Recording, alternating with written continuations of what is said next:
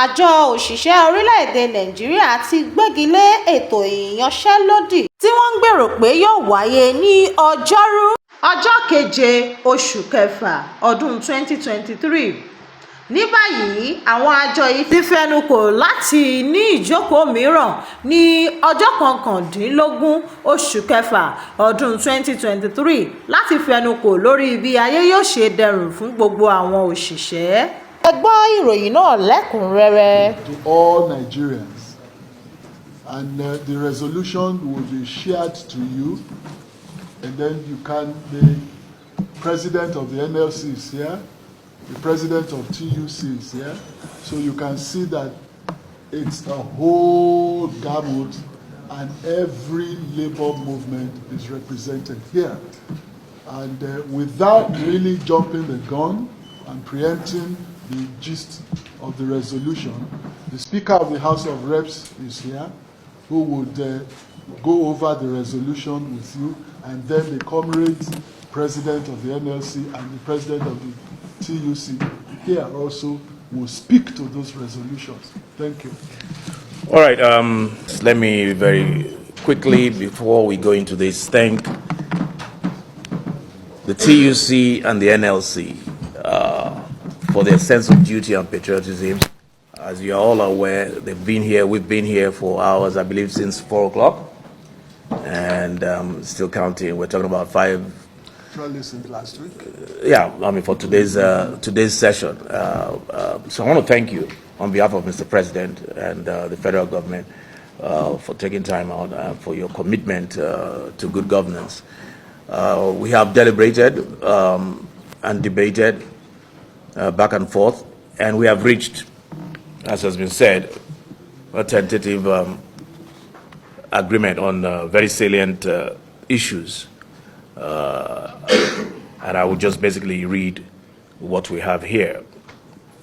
And it says, following the engagements between the federal government, TUC and NLC, with the intervention of the Speaker, House of Representatives, to resolve the disputes that arose from the withdrawal of subsidy on PMS, the following resolutions were reached. 1. The federal government, the TUC and the NLC, to establish a joint committee to review the proposal for any wage increase or award and establish a framework and timeline for implementation. 2. The federal government, the TUC and the NLC to review World Bank Finance Cash Transfer Scheme and propose inclusion of low-income earners in the program.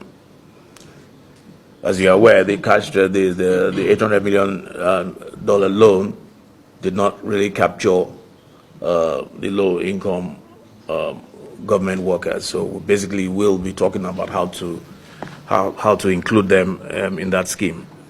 3. The federal government, the TUC, and the NLC to revive the CNG conversion program earlier agreed with labor centers in 2021 and work out detailed implementation and timing. 4.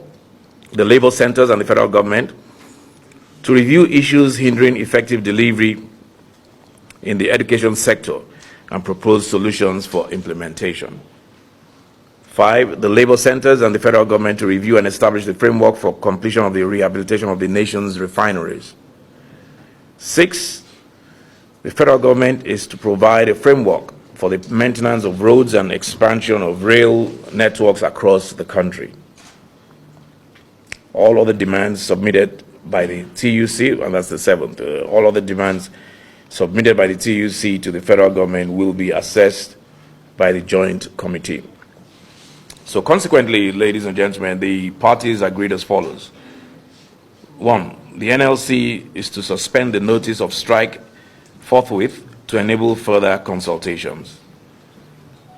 2. The TUC and the NLC to continue the ongoing engagements with the federal government and secure closure on the resolutions above. And finally, the labor centers and the federal government to meet on June 19th, 2023, to agree on an implementation framework.